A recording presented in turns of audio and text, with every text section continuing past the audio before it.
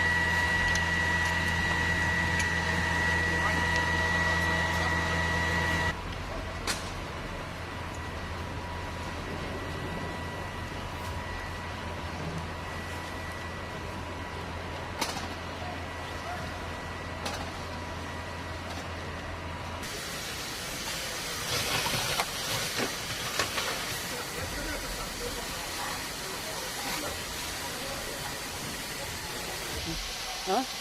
Il était un motif. Un peu de livre. Voilà, essaie, en haut. En haut, encore. Zone. Zone. Allez.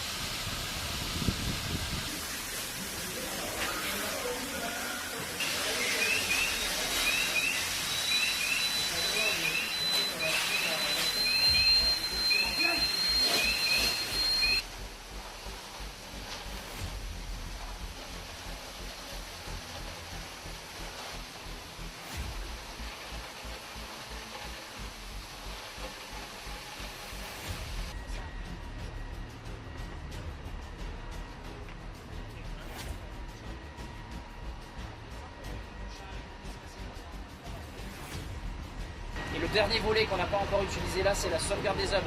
Et là, il va falloir qu'on voit avec quelqu'un sûrement de la mairie s'il y a des choses qu'il faut qu'on mette en sécurité, qu'on évacue, qu'on couvre. Enfin voilà, on en a tout ce volet là qui est présenté et ça va être un effort qu'on va devoir mener maintenant. Ukrainian military expert Serhiy Zagorets noted that Ukraine's defense forces are implementing a systematic approach to striking Russia's energy and defense industrial facilities. He shared the information on Espresso TV. Currently, we are witnessing another large-scale attack using Ukrainian drones targeting Russian industrial and military facilities. A similar attack occurred on January the 14th, which was then considered the largest, involving up to 200 various Ukrainian drones striking multiple Russian defense industrial sites. Zagorets recalled. The military expert analyzed Russian social media channels, which claim that at least 11 regions of Russia, including Moscow and occupied Crimea, were targeted. This is indeed a systematic approach by Ukraine's defense forces aimed primarily at striking Russia's energy and defense industrial facilities, Zagorets emphasized. The military expert detailed the specific defense industrial facilities that were hit in Russia's Ryazan region. In Ryazan, there is an oil refinery and an oil depot. The Novoryazan TPP also came under strikes from Ukrainian drones. This demonstrates the effectiveness of identifying Russian targets and the reliability of systematically hitting Russian industrial and defense facilities, Zagorets explained. The military expert added that There were also reports of strikes on Russia's Bryansk, where several critical defense industrial facilities for Russia are located. For instance, the Bryansk chemical plant, which produces gunpowder for numerous Russian weapon systems, ranging from Grad, MLRS to more powerful systems. However, last night, a strike targeted another Bryansk enterprise, Kreml EL.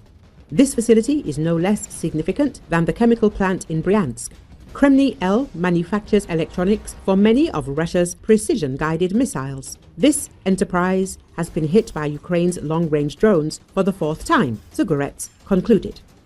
Recall late in the evening of January the 23rd, drone attacks were reported across several Russian regions. Explosions were heard in Bryansk, Ryazan, Kursk, and Moscow regions. Oil refineries in particular have been a frequent target for Ukraine. Russia, over the past 2 decades, invested heavily in refineries, aiming to add value to its oil industry by exporting gasoline, diesel and aviation fuel, in addition to crude oil.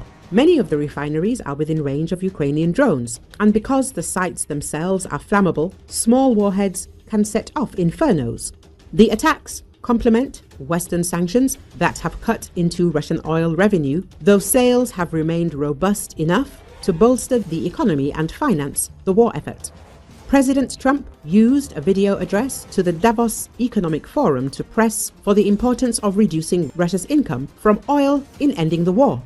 If the price came down, the Russia-Ukraine war would end immediately, he said, adding he would ask Saudi Arabia and the Organization of the Petroleum Exporting Countries to act to depress prices for Russian oil.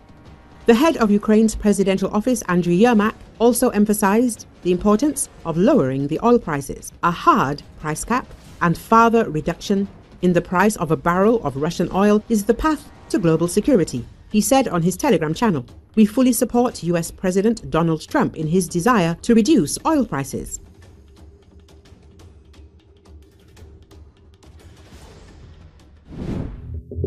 North Korea said it tested a cruise missile on Saturday, with leader Kim Jong-un watching the launch. According to Associated Press, it's the North's first report of a big missile test since US President Donald Trump returned to the White House. Also Sunday, North Korea's foreign ministry published a statement accusing the US and South Korea of military provocations because of recent joint exercises. Pyongyang's official Korean Central News Agency reported the missile test early Sunday, saying that it took place Saturday. North Korean state media often report news a day after it happens. KCNA published a series of 8 still photos showing the missile launch, without saying where it happened. One image appears to show Kim Jong-un from behind. The images have not been independently verified. 2 of the images appear to show explosion flashes but are not explained by KCNA. The KCNA report does describe the missile as sea to surface, adding underwater. But the images do not show clearly how the missile was launched. North Korea has in recent years tried to develop its submarine force and underwater launch capability.